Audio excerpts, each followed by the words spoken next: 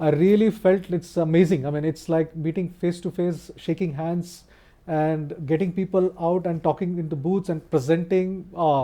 And also talking. I mean, on metaverse topic, I loved it. It's absolutely brilliant experience. I thought, coming in here today that initially I never thought that there would be so many people, honestly, but very good crowd, so much of people, and I don't think that this experience you can have it on Zoom or Team, right? I mean, you go into the small room and you will have few people there, but this is the real experience. You have like 300, 400 people talking to each other, and you're presenting, you're sharing, you're gaining experience of people talking to each other, and that networking is, that's a missing link that I will always say that you can only happen in the real world. Kudos to the organizers. It's very well organized event, very nice. The way it is all structured, beautifully structured.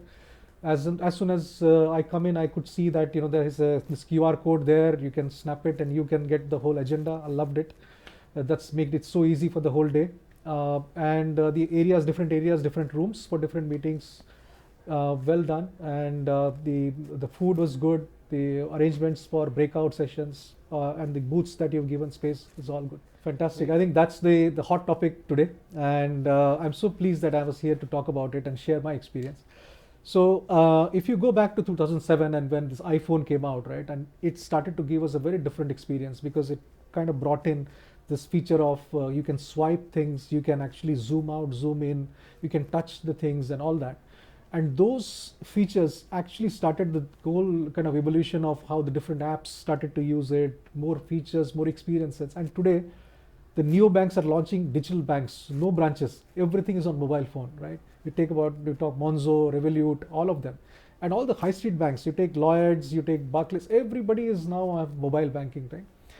Now, metaverse is the same, it is the same moment. So what happened in 2007 is now going to happen again as metaverse. So as the Oculus glasses, as this technology gets further evolved, this will become slicker, it become like a glass, normal glass, and you can go from the real world to virtual world.